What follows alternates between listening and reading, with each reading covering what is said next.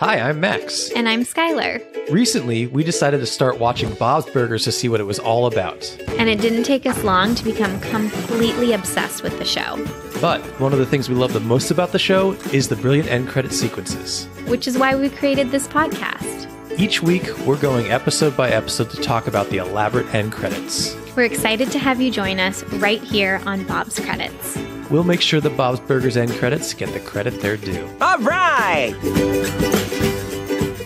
I don't care too much for money, because money can't ship a roux. A+. I loved it. Thank you. I loved it. A little tie-in to this week's episode. Ever since we saw the title, I've been singing this song in my head. I've heard you sing it around. Yeah, nonstop. Yeah. A+, love it. Thumbs up. Thank you. I feel like last week's Chip Chipperoo was very lackluster, and now I'm back. He's back like Backstreet. Well, I've been reinvigorated because we're getting a lot of comments or DMs about people saying they enjoy the Chipperoo. It's so funny though. They'll say, I hated it at first, but now I kind of look forward to it. And it just like, what's the opposite of kryptonite?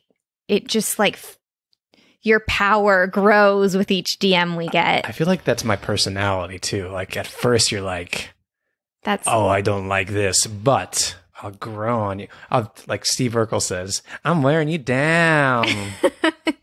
That is not true about your personality. It isn't. I hope so. I hope not. No, absolutely not. But I liked the self-deprecation there.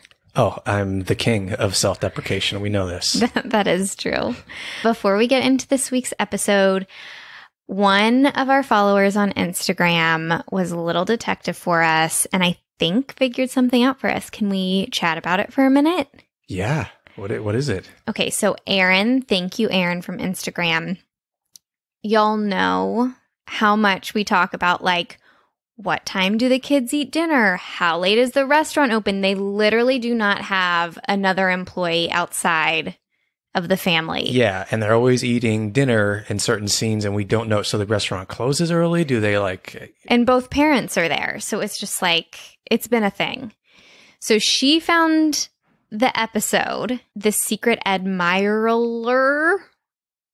See, I'm looking at it now. It's very hard to say. Secret Admirer, season 6, episode 18.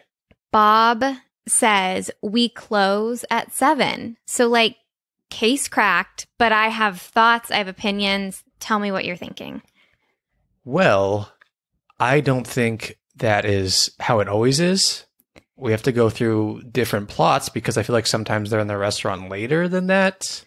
So do you think Bob was just talking about like that week they were closing at 7? I guess we have to go watch the episode. Maybe there is no like 100% set in stone closing time, and they kind of do it based on how busy their restaurant is. I could see them going up there if like there's no one coming in and they know there's no one coming in and it's dinner time. But someone asked and he said we close at 7. We're going to have to go watch the episode. We have not watched it ourselves. I like thinking that they're like eating dinner at like 11:30 p.m. It just makes me, it's just funny to me.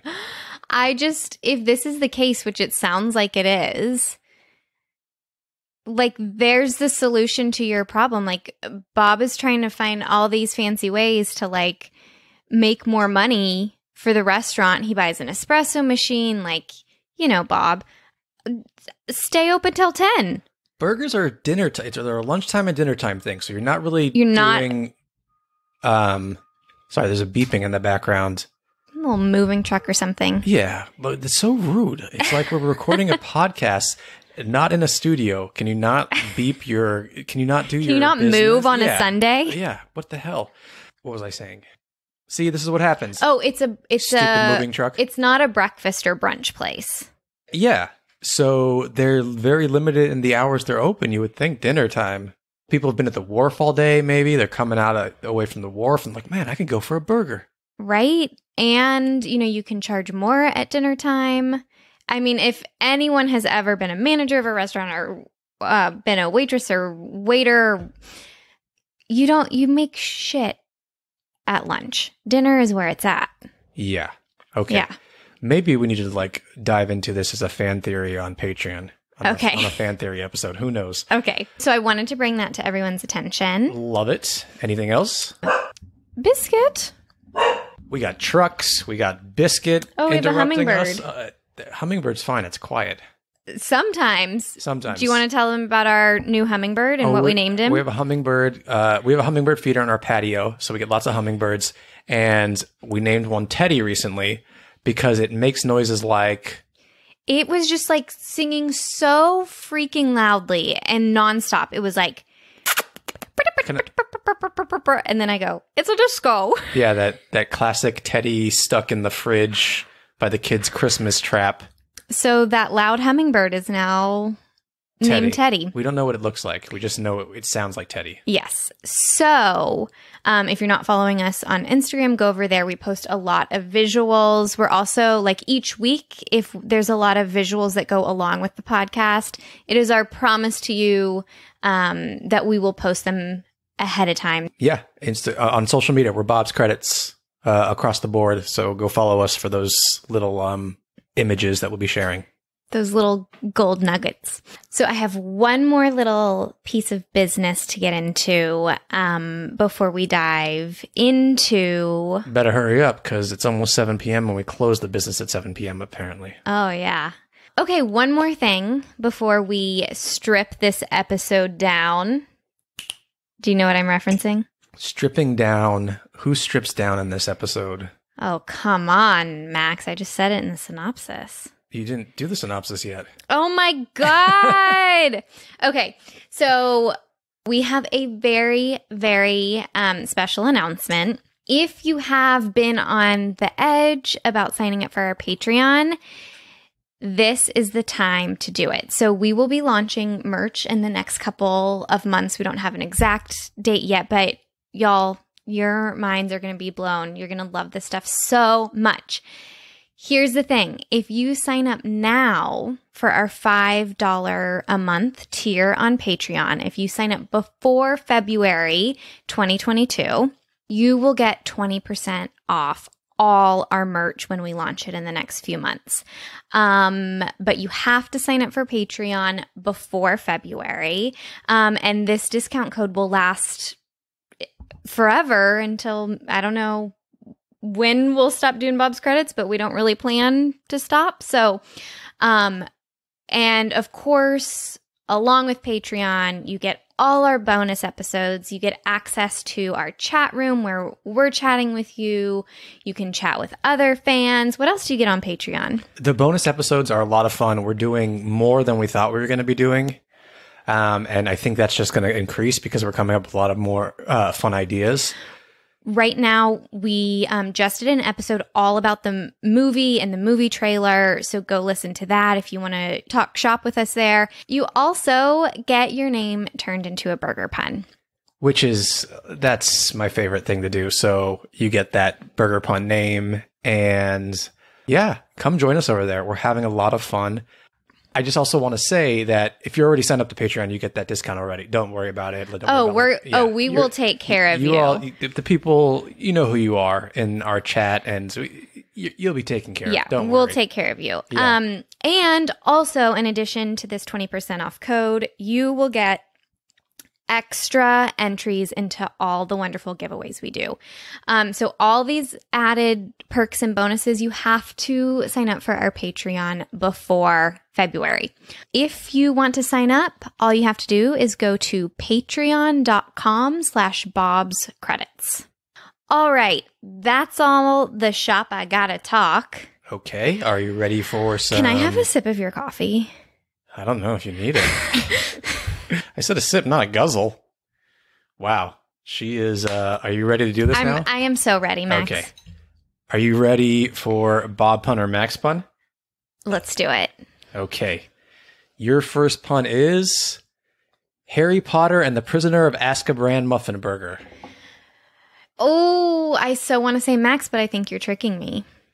Max. Yes. That reminds me a little go listen to TV trivia podcasts. We were guests on our friend Brian's podcast. It's a lot of fun, and he's doing Harry Potter movies, and we did Harry Potter and the Order of the Phoenix. And I had so much fun. we had a good time over there. So go check it out. Your next pun is the Edgar Allan Potato Burger. I love this one. I love potatoes. I love an Edgar Allan Poe pun. Bob. Max. Bob has never put potatoes on a burger. What was I thinking? There are some potato ones, I think. Okay. Your next pun is the hand that rocks the bagel burger. Comes with an everything bagel. Bob. Yes. And your final pun is a wrinkle in time burger. Ooh, that's so good. THYME, of That course. is so good. Max. Bob. Oh, guys, Not your always best go with your showing. always go with your gut. Not your best showing. I love to rub it in. I know you do, Not but if you your do best poorly, showing. we just like move on really fast. Let's talk about this episode. But we should talk about this episode. Are you ready to get into it? I can't wait. Okay. Skylar, can we have the title and synopsis for season 5, episode 11, please? You sure can. I love our voices when we do like the official, like our routine stuff. It's a cadence. Yeah. Like I know. when I come in after you do your synopsis and I go, This episode yes. is... And yeah. your synopsis when so-and-so da-da-da-da-da. I have to have like a real like cadence or like voice when I read this because otherwise it's so easy to just like jumble words and mess up. You gotta enunciate. Like when you had to do it on the fly. Oh God. Let's not talk about that. All right, the episode is Can't Buy Me Math. It's the romance of the century. Daryl and Tina pretend to be an item in order to trick Rosa and Jimmy Jr. into dating each of them respectively. But when Daryl serenades Tina at the school dance, she officially catches feelings. Meanwhile, Linda decides to try a new method for Valentine's Day, one little romantic activity a day. By the end, Bob fully embraces it as he performs a strip tease for Linda, ... and the whole neighborhood. This episode came out on February 8th, 2015. It was written by Dan Feibel and directed by Tyree Dillahay.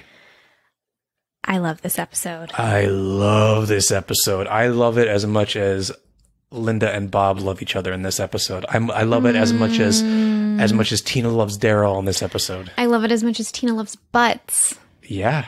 Oh, It's such a good episode. It's so much fun. I love love. I love a Valentine's Day episode. And let me just be clear. No one can lead an episode like my girl Tina. Especially one about love. Amen. Before we get into this episode, favorite parts, etc., let's talk about the title. Okay. So, the good old internet told me that... Max's Chip Chipperoo was a play on the title. That's exactly what they said. That the play of words here is the Beatles song Can't Buy Me Love, which is, drumroll Max... absolutely incorrect. It's not a Beatles song? This is not a parody. The title and the episode is not a parody of the Beatles song. It's the movie. It is the movie. Mm-hmm. It is the 1987 movie Can't Buy Me Love. Starring McDreamy. Starring McDreamy.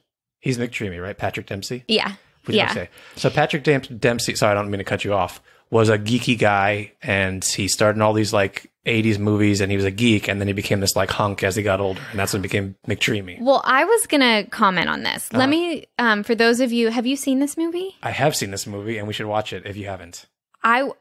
How have you kept this movie from me? I just look at the poster and I'm like, that has Skylar written all over it. Classic 80s. It's probably has not aged well, and we'd love it. So for those of you who don't know what this movie is about, here is a little log line for it, and it goes something like, could I be any more awkward? It is an outcast secretly pays the most popular girl in school $1,000 to pretend to be his girlfriend for a month. So it stars Patrick Dempsey, Amanda Peterson, and Courtney Gaines. All right. I was looking at the poster and I was just like, how on, like, this is the most gorgeous teenager. How is he an outcast? He was a little geeky and awkward. Really? Yeah. I mean, you know, he's a hunk, but he had that like geekiness to him too, especially in the 80s. He's like every movie he was in, he was like this lead, but like a dork. We'll have to circle back once we've watched this movie because I am so down to watch it. So a lot of the plot comes from this movie. That's, you know, classic Bob's, where they are parroting films, movies. Tina's not paying, but gives Daryl incentive to pretend to be her boyfriend, which he does with this girl in the movie. Then feelings become involved and it becomes messy. Those damn feelings. Yeah. They're just always getting involved. So I thought that was a fun fact. It's a great fact. It's an important fact. But we can still sing the song, and I guarantee you that song was in the movie. Maybe even maybe in the opening credits. That's expensive. Whether it's the Beatles or a cover of the song, probably a cover, but I don't know. Well, we'll see because we'll be watching it. All right, tell me how you feel about the A story. I want to hear all your thoughts, and then I also want to hear what you think about the B story, which is Linda and Bob's little romance. Let's pop over to the B story real quick because I want to say that within the next this year sometime, we will be getting access to some Bob figurines of him dancing in the apron. No, he's not in his apron, honey. He's not? Oh, he is in his bow tie and tighty whities, and that is even better. It. Okay, even better. I'm sorry I called you honey. That felt very awkward and forced and sarcastic. Yeah, you were sassing me a little bit, and I approve. Okay. I love when people are sassing and they call someone like a term of endearment. Yeah. Oh no, sweetheart. Oh, that is so Southern. That's the Southerner in me. It's like, oh, bless your heart. Oh no, sugar. But the real question is, does he have the Equestronauts tattoo on the figurine? I'm not sure. I don't know. But those figures are coming, and we will have all sorts of giveaways with them. They're hilarious. They're amazing. They're a great addition to your Bob's Burger collection. Just give a little teaser for when those come in. The storyline.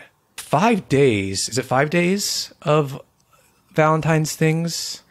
I can't remember. Something like that. Listen, as a child raised on Hanukkah. Okay. With Christmas, Hanukkah is 8 days, and it was always like, my parents were always like, we can get you like 8 little gifts, or we can get you one big gift. Mm-hmm. And whenever I chose the 8 little gifts, they sucked. Socks. I mean, a spoiled kid, but they were just not like, the big gift was always go for the big gift.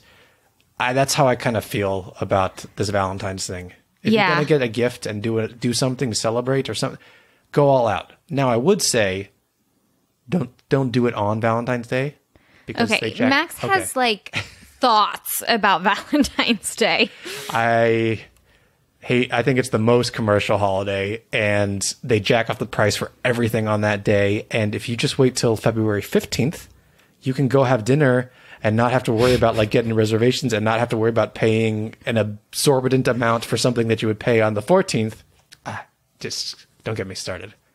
We've already planned out our Valentine's Day, which I'm very excited about. Bob would approve. We're making French onion soup from scratch and this hazelnut raspberry chocolate tart. And I will do it all in tidy whities and a bow tie. Really? No. So let's stick with the B story a little bit here. I have another fun fact for you. Mm-hmm. Is it Tyree? Yeah. In a little behind the scenes video, he was explaining, he's the director of the episode. And I also learned through this video that way back in the beginning, I was like, what do directors of animated series do? They are really storyboarding every single frame and shot. That's falls on the director. Wow. So there is a scene when Bob and Linda and we have Teddy at the counter, right? And he framed this gorgeous shot of Linda on the left, Bob on the right, and then Teddy sitting at the counter, and it forms this beautiful heart. It's the coolest shot. Let me show incredible. If you're listening to this, it's on our Instagram right now. Oh, that's beautiful. I love it. It got cut. No. Put in the trash. It got cut. It's not in the episode. That is a deleted scene. Lauren cut it for storytelling purposes. I love this device in storytelling, and I love learning about storytelling. So he wanted the end scene with this striptease to really be where Linda and Bob come together and have this true bonding moment. But in order for that to be satisfying, he had to keep them apart for the whole episode. Interesting. So, you know, when Linda has her strawberry and she's like, let's do sexy cooking. Yeah. Like there was actually a lot more innuendo, a lot of like grinding and touching. Here's a shot of them grinding. Okay, that was also deleted. Go look on our Instagram. So that was deleted because he had to keep them apart so that this ending was really satisfying. I like that. Yeah. I mean, as much as I love that image, I like that they made that decision. Yeah, it works really well. One thing I want to say about those behind the scene videos that we're now watching, because they started doing them in season 5. They show a lot of stuff that got cut, and I'm always like, oh, this is so good, but that just shows you how good the show is. Like they have to cut even stuff that, like, the stuff they think is like the fat is good stuff. It's kill your darlings. If you're not in the writerly world, kill your darlings, or some people say kill your babies, which is very morbid. It means like sometimes you have to cut really good stuff because it services the whole of the story better. I have a scene to tease next week's episode. Okay. That got cut that I'm going to talk about that I was so bummed it got cut because it was really? A funny little scene. Yeah. Okay. While we're on this train of thought, there is something else that got cut that I am disappointed in. At the end of this episode, while we're still on the B story, Bob realizes that the curtain is open while he is doing his striptease for Linda. And we look outside and, oh, shoot. Why am I the art lady? Edith. Edith is there. And you actually had this instinct because when we were watching it, you were like, filth. She always says filth. Yeah, because you said it next to me. Yeah. But her reaction's really small and she just says ass or butt or something. But initially it's this huge reaction and she's like, disgusting, oh my god, my eyes, kind of thing. And I actually really missed that and thought you needed that beat. Also, she initially does not say ass. She normally says wiener when she sees through the window. Okay. But the dialogue got changed. Would you like to know why the dialogue got changed? Because it changes the rating. No, but good guess. Okay. So Tyree had to ask Lauren Bouchard. He was like, why did you change the word? Because I'm sorry, wiener is a funnier word than ass. Like, wiener's the winner here.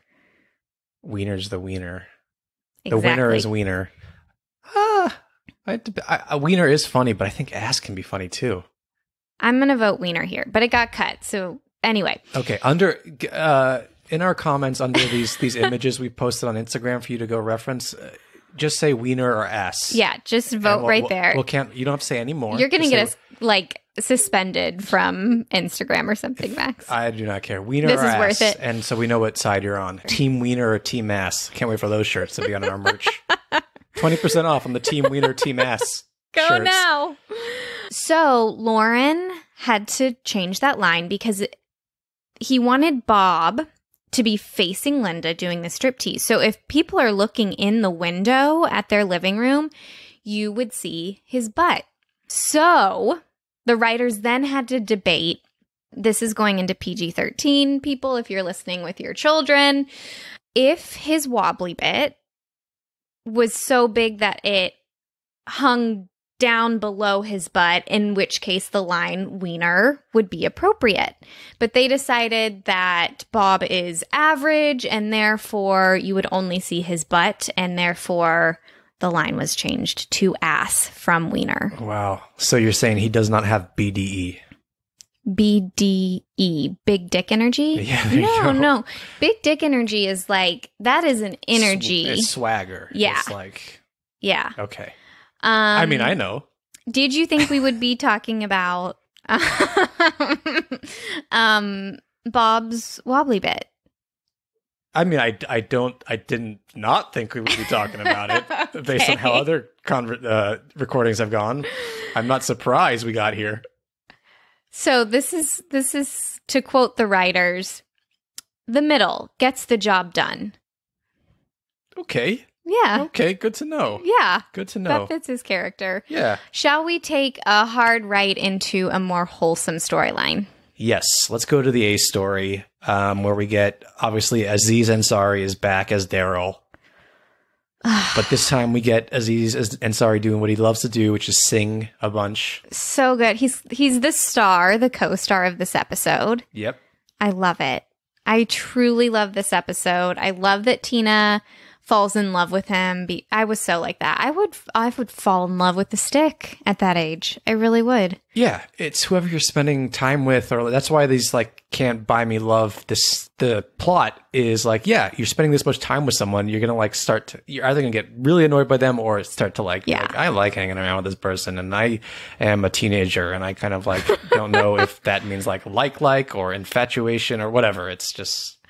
But I do have to say, I ship Rosa and Daryl hard. Me too. They're great for each other. I really do. And I have to say, so many good student moments, like Wagstaff students. Yes. But one of my favorite Jocelyn moments of all time is in here. What? Should I play it or should I? Oh, play it. I'll play it. Let me see if I can find it. Hang on.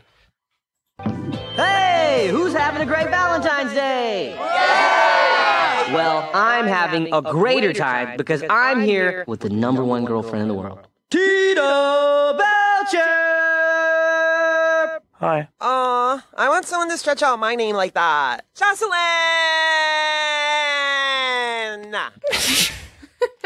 It's so good. Jocelyn! Nah. I like the nah. Nah. So good. So we'll bring back our little franchise. Did Jocelyn make you giggle in this episode? 100%. Like a million times. 100%. But you are right about the kids, because we have Zeke, we have Jimmy Jr. hanging around like no good. Zeke gets some good looks if you're paying attention to him, because we know now that he thinks he's going to get Tina at some point. So I'm going to get you, girl. I'm going to get you, girl.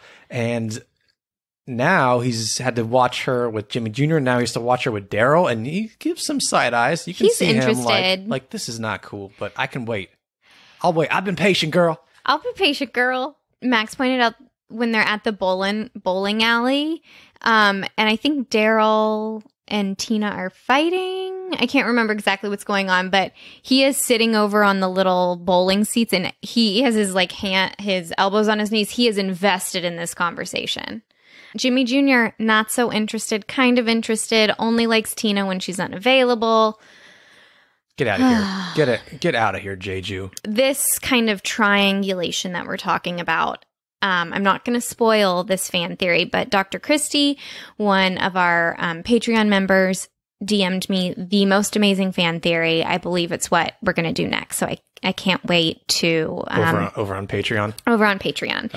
Okay, so I just have like a few quick fun facts if we want to jump into the credits after. Yeah, let's do it. But all in all, I give this episode a 10, and apparently so did the Emmys. This episode was nominated for a Primetime Emmy in the Outstanding Animation Program. It didn't win. Lame. I was going to boo, but I was drinking water. Okay. It's good to stay hydrated. Yeah, That's thank great. you. Thanks. And let's see what else. Oh, fun fact. The bubble bath scene with Linda and Bob, and then the kids come in and Louise is talking about how she pees in the bathtub. That is almost all one take and ad-libbed. Really? Do you want to hear it now that you know it's ad-libbed, or not really? Yeah. Oh, Bobby. Oh, hello there. Get in here, you. It's nice and bubbly. Yeah, there's a lot of bubbles. Yeah, use the whole bottle. Use the whole bottle? You're supposed to use like a teaspoon. This is It's all like ad-lib. toxic. No. All right, fine. It's fine. It's just a lot of bubbles. Come on, it's fun. It's like a paste in here. Yeah, right? There's like Look no at water. that. Oh, Yeah, you can tell it's improvised when you like know it. Yeah, it's really good. It's so well done. Should we get into these end credits? Yes. Okay. The last moment before the end credits is Tina's going to remedial math because she still did not do well on her math test. And Jimmy Jr.'s there. Jimmy Jr., I didn't know you were bad at math. Yeah, real bad. You want to be bad at math together? Yeah, okay, sure. Yes. Girl, I wish you were in all my classes. Okay. So we get that little moment between Jimmy Jr. and Tina. I just moment. was like, got lost in the sway of things. And tell the folks at home what happens in the end credit sequence for us. So we go to the kitchen sequence, but we have a wash of purple light with a pink spotlight on 80s dressed up Daryl holding a microphone. And we have kind of disco ball mirror reflections in the purple haze. Yeah, Daryl's standing behind our characters, but closer to the screen, and he's performing his song while the other characters don't know what's going on. Like, there's nothing new going on with them. It's just Except Tina. Bob. Oh, yes. So you're right. Bob is swaying to the music. You guys, after 2 years of doing this podcast, I finally looked up the term. It is diegetic. So diegetic sound is when the sound lives within the world of your TV and movie characters. So they can hear the music. Non-diegetic is like soundtrack playing over it. Your characters cannot hear the music or sound.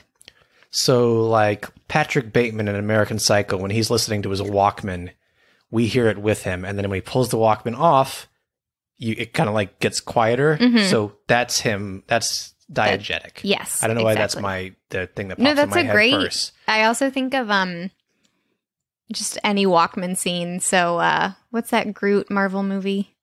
Oh yeah, the Guardians of the Galaxy. But these credits really mess with us. Sometimes I truly don't know if it's diegetic or non-diegetic because Is there an in between? it's called Bob's Burgers. So Bob can hear this music. So is Daryl performing it in the restaurant? I mean, I have questions. Do you have theories? Maybe. Well, see, the problem is that he's in the kitchen. So I was going to say maybe they decided to let him sing for guests in the restaurant, but he's not out in the front there. So I don't know.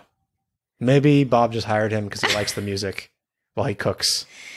Maybe we have it all wrong. Maybe, this isn't real, this mirage. This is just for the audience. And Bob is working on his stripper moves. Yeah, or yes, that could be it. So it's either Bob imagining it or Tina is imagining it. But Tina is like, this is what's going on in her head behind her while she's preparing the burgers. That's it. Daryl's serenading her. And, That's it. And Bob, in her head, Bob is swaying to the music. Because her father often sways. That is it. This Okay. is Tina's dream. She still has not truly let go of her feelings for Daryl. Because let's be honest, it's Tina. Yeah. I love it. But to be fair, this song is a bop. I love it. And if someone serenaded me with that, I would replay it and relive it for my whole life. I wonder if the song was improvised or not. It's really good. Would you go ahead and grace us with the lyrics? I'm ready. Yeah. Even before we've heard them? Yeah. Okay. So he sings, "Girl, I wish you were in all my classes. And when we kiss, we hit our glasses. Now let's slow dance like molasses." And then he says, "Like molasses," holds it out. "Thank you, good night." This could also be a Boys for Now song. Totally. He's very influenced by it. Should we listen to Let's Aziz do it. Ansari do his thing? And when we kiss, we hit our glasses. I love the backup singers. Now, were they in the episode? Do you remember? I think so. Okay. But I'm not sure. just normal stuff going on in the background. Louise is going to get the burger from Bob to put on the plate. And she's going to put it in the window. Linda will appear. Now let's slow dance like molasses, like molasses.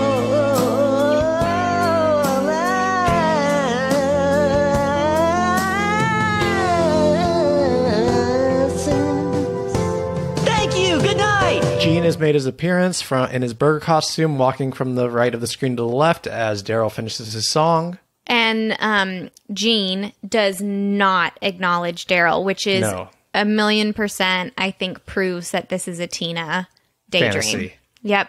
Because you know if someone's jamming in the kitchen.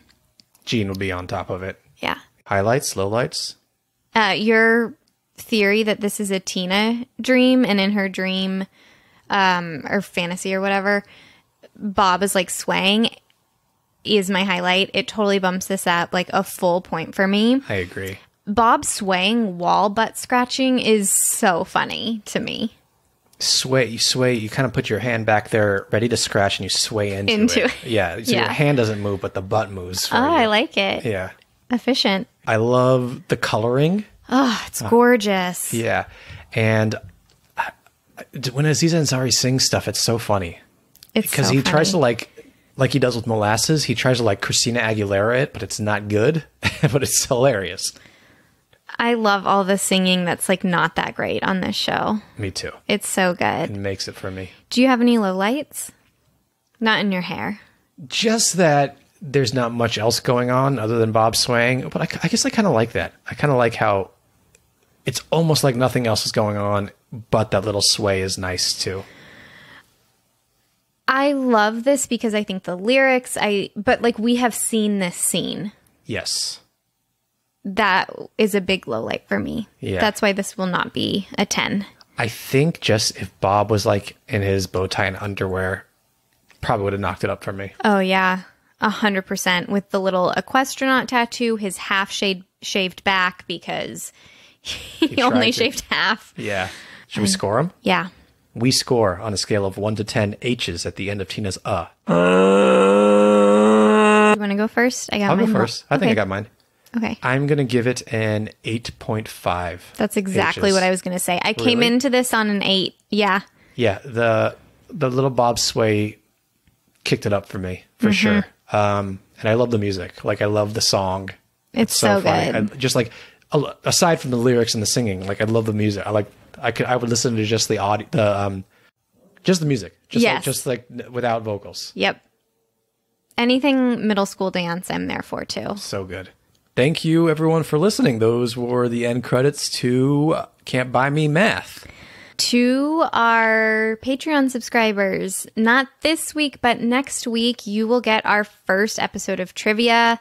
The theme is Louise. So start paying attention to Louise as you watch. It'll be really fun. And those of you who aren't patrons yet, sign up before February and you will get a lifelong 20% discount to our upcoming merch and extra entries and giveaways, including the giveaway with Bob and his underwear and bow tie. And also a lifeline.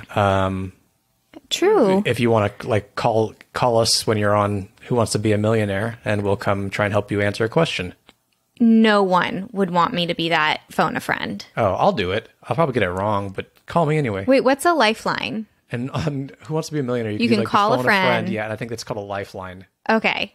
Maybe if it's Bob's related. But other than that, don't call us. Calls for the Bob stuff. But based on our trivia on the episode we recorded, we might not know the answer. We stumped each other a few times. I thought we did pretty good. I think so too. But will you stump us? That's true. Patreon.com/Bob's Credits. We'll see you there. Don't forget to leave your wiener ass comment and anything else you want to say to people before we get out of here. Stay swayy. Like a school dance sway. Okay. Skylar and I are going to slow dance with each other, but with my arms on her shoulder and her arms on my hips. No, I'm just going to hold your 3 feet apart. jacket. Okay.